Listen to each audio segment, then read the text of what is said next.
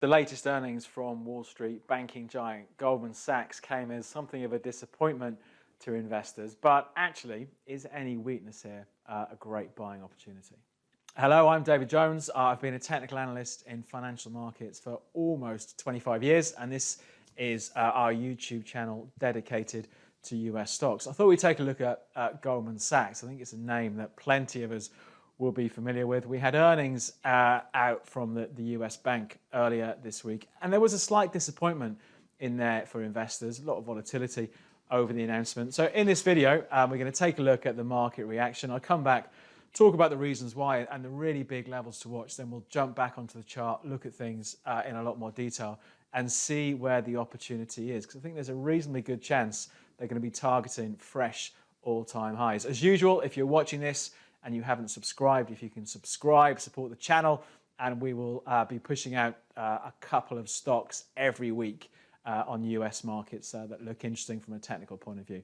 Let's catch up with what the market reaction was to those Goldman Sachs earnings. So let's take a quick look at the market reaction to these earnings from Goldman Sachs. Slightly disappointing. So here's the volatility.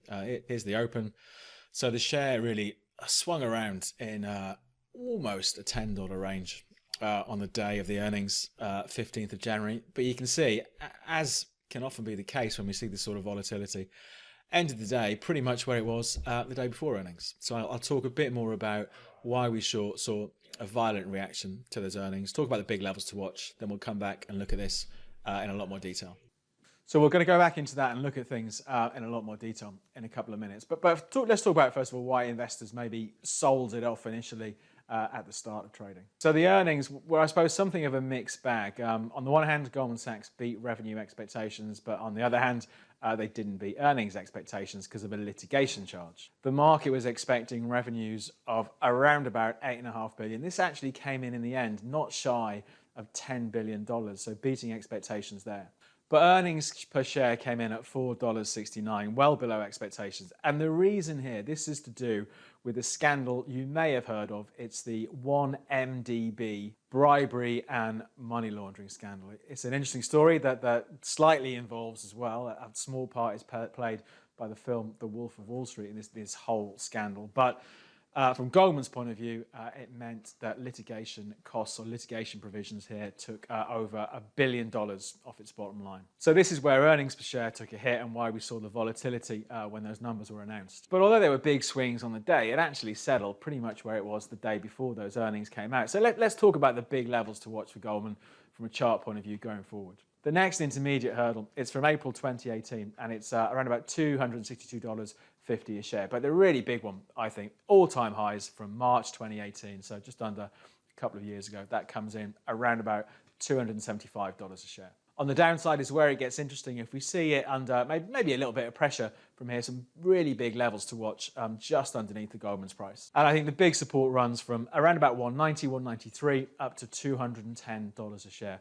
But let's take a look at this now. Let's see where the opportunity is if these do start to sell off and look at these levels in a bit more detail. So let's take a step back and look at things in a bit more detail. I think, as is often the case, if we're looking at the short term, looking at Goldman's earnings or the price action when the earnings came out, it's very exciting to watch it swing around during the day. But in the great scheme of things, one day's volatility often doesn't change the bigger picture. And I think the critical thing to look at for Goldman's is this view here. It's the last 2.5 years. So we've got the all-time highs. They're from March 2018, and they're coming in around about $275 a share. So we've got obvious big obstacle, and I would suggest probably the next target for the Goldman share price from here. So maybe another $30 up from here, another 10% up from here. Looks like a pretty obvious target. And the reason I'm saying that is really the trend that we've seen over the last slightly more than a year now. Let's just pick up on that. So here's our great trend chugging along on Goldman. Clearly, lots of stocks like this at the moment. We've got US stock markets setting all-time highs on a consistent basis. So it can be quite rare if we're looking at S&P 500 constituents, to see stocks that aren't doing this sort of thing. So just in the last couple of days, Goldman has cleared the old sort of barrier from late August of last year, around about 245. It's flipping around there now. So actually maybe we will see a bit of weakness come in here. And I think that could well be the opportunity. If we look at this trend, we've got trend line support coming in around about 210, and that's also the lows from early November and early December of 2019. So big levels in there. I think any weakness back to there looks like a buying opportunity. On here, we've got the 20-day moving average as well.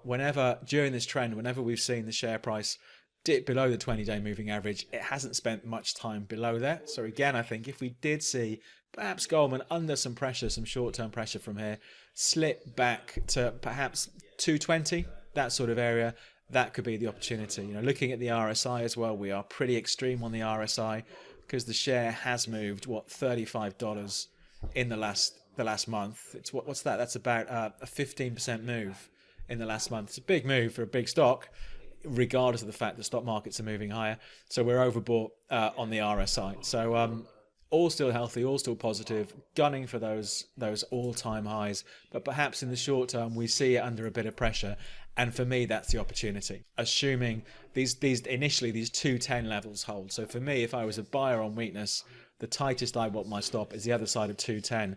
But really, it's only if it breaks, I think, below these old lows left from the summer of last year, around about 190, does it start to look as if this recovery is over. So all positive, maybe a bit overheated in the short term, but next target, a run back up to those all-time highs at 275. If we manage to break that, I think the obvious next target, psychological level of $300 a share.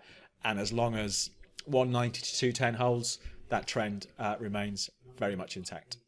So a bit of fireworks over those earnings doesn't change the picture for the last 12 months. And for now, any weakness does look like a buying opportunity. We'll wrap things up there for this update on Goldman Sachs. So from me, David Jones, good luck with your investing and trading.